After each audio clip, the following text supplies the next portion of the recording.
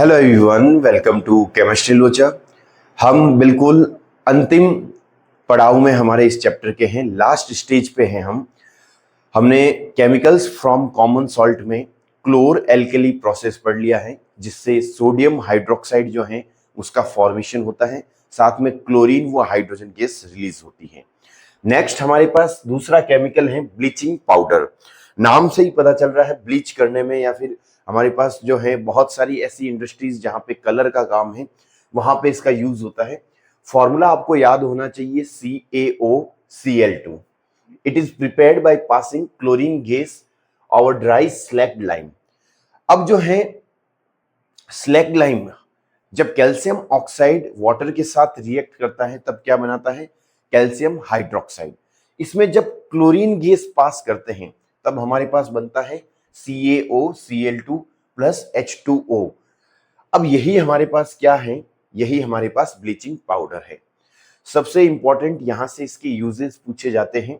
NCERT में जो uses लिखे हुए हैं वो आपको भी एक बार जाके देखना है, और ये यूजेस आपको याद होने चाहिए। ब्लीच है तो ब्लीचिंग कॉटन व लीलन इन टेक्सटाइल इंडस्ट्रीज। आपने नाम सुना होगा, एक कपड़ा आता है लीलन का, तो वो जो कपड़ा है वो नेचुरल फाइबर, उसमें से बहुत सारे डिफरेंट कलर ऐड करना है या कलर जो है गायब करना है, तो ब्लीचिंग पाउडर का यूज किया जाता है। To make drinking water free from germs. आप लोगों ने यदि बात नोटिस की हो कि जो है, आप लोगों ने यदि शहर में जो पानी आता है नल का, वो देखना उसमें हल्की सी स्मेल आती है। वो स्मेल इसी वजह से आती है कि उसमें जो है बहुत सारे ऐसी चीजें मिला के रखते हैं कि वो पानी खराब ना हो। उनमें से हमारे पास एक क्या है?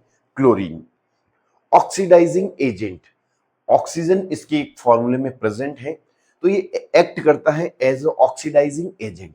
ऑक्सीडाइजिंग एजेंट मींस एजेंट दूसरों का काम करता है, यानी दूसरों को ऑक्सीडाइज करेगा और खुद क्या होगा? खुद रिड्यूस होगा। तो हमारे पास ये है ब्लीचिंग पाउडर। अब नेक्स्ट हम जो है वो पढ़ने वाले हैं बेकिंग सोडा। तो अब नेक्स्ट हमारे पास जो केमिकल है वो है बेकिंग सोडा। केमिकल फॉर्मूला याद रखना है, NaHCO3, सोडियम हाइड्रोजन कार्बोनेट या सोडियम बाइकार्बोनेट।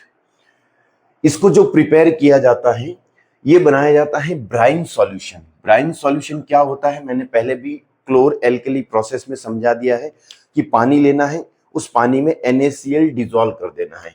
ये हमारे पास जो है वो क्या है? Brine solution. इसमें जब कार्बन डाइऑक्साइड वो अमोनिया गैस इसमें डालते हैं तब हमारे पास बनता है अमोनियम क्लोराइड, और एक बनता है sodium hydrogen carbonate. Sodium hydrogen carbonate, यही हमारे पास क्या है? बेकिंग सोडा है। यही हमारे पास क्या है? Baking soda. अब ये काम कैसे करता है? यदि आपने जैसे घर में जो है बेकिंग पाउडर यूज किया हो, उसमें क्या होता है? बेकिंग सोडा होता है। तो अब उसमें NaHCO3 है। आपने जो है मैदा वगैरह या फिर आपने कुछ बनाया और उसमें जो है बेकिंग पाउडर डाला। अब बेकिंग पाउडर खाली पड़े पड़े जो है वो किसी भी हमारे पास ब्रेड या केक या जो आप आइटम बना रहे हैं उसको सॉफ्ट नहीं करेगा, जब तक आप उसको पकाओगे नहीं। और पकाने पे आप क्या करोगे? उसको हीट करोगे।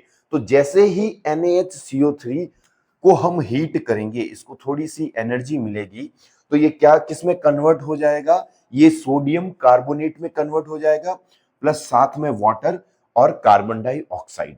ये कार्बन डाइऑक्साइड ही हमारे पास जो ब्रेड केक वगैरह होते हैं ना, इनको सॉफ्ट बनाता है।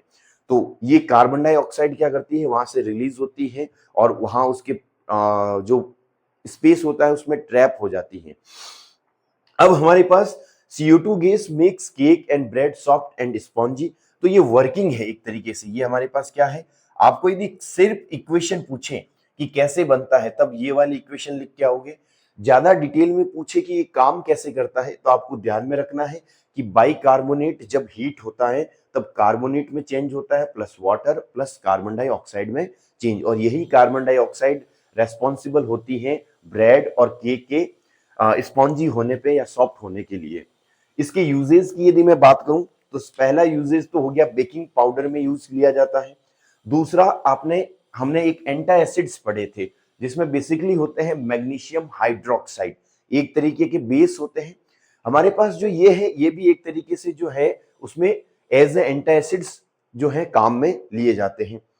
सोडा फायर एक्सटिंग्विशर, ये जो है आपने यदि 8th क्लास में सोडा फायर एक्सटिंग्विशर यदि पढ़ा है तो उसमें आपने देखा होगा कि सोडियम बाइकार्बोनेट जो है वो सल्फ्यूरिक एसिड के साथ रिएक्ट करता है और साथ में कार्बन डाइऑक्साइड रिलीज करता है। तो हमारे पास एक सोडा फायर में भी इसका बहुत इंपॉर्टेंट रोल होता है। तो अब हमारे पास दो केमिकल्स हो गए, पहला ब्लीचिंग कंप्लीट हो गया, दूसरा हो गया बेकिंग सोडा। अब नेक्स्ट हमारे पास बचता है वॉशिंग सोडा। अब हमारे पास तीसरा जो केमिकल है वो है वॉशिंग सोडा। फॉर्मूला इंपॉर्टेंट है Na2CO3.10H2O।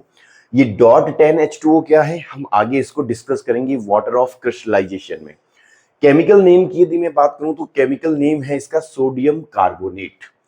केमिकल रिएक्शन आपको ध्यान में रखनी है, सेम जो हमने बेकिंग पाउडर में बेकिंग सोडा में जो हमने रिएक्शन देखी थी कि उसको जब हीट करते हैं तब वो sodium carbonate plus water plus carbon dioxide में कन्वर्ट होता है।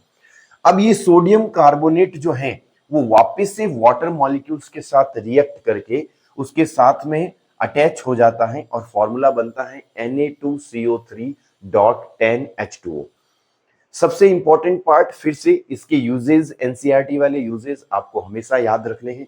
सबसे इंपॉर्टेंट है हमारे पास, ये प्रीवियस ईयर में पूछा भी गया है कि removing permanent hardness of water, कौन सा यूज करेंगे, वॉशिंग सोडा।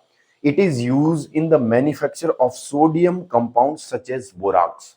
बोराक्स वगैरह जो है हमारे पास वो सोडियम कंपाउंड्स होते हैं, उनको बनाने में भी जो है किसका यूज होता है, वॉशिंग सोडा का।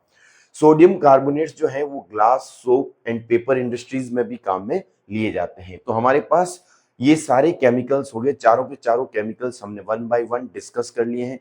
थोड़ी सी थ्योरी ज्यादा है इसमें, इसीलिए मैं दोनों का टाइम बचे इसलिए पहले से इस पे बोर्ड पे लिख के लेके आया हूं।